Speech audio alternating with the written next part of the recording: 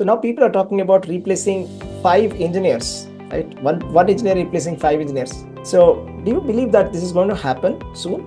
Something like that has happened in any large organization? Not yet, right? And these models have been around for 2.5, 3 years now.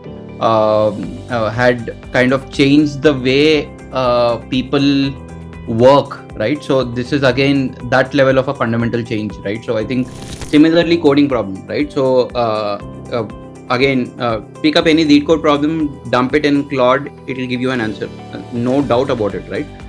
What is your value add then, right? So that's why I think from very basic coding skills to solutions is what I would like to say, that people will be able to add value, right? So it's impossible to say that I'm just good at coding, I'll not use any of these LLMs.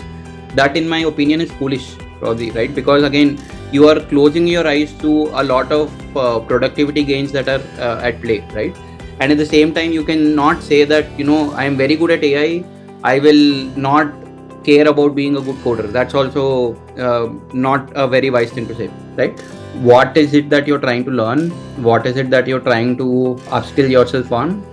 What is your differentiator, right? So everybody else would have done the same thing, right?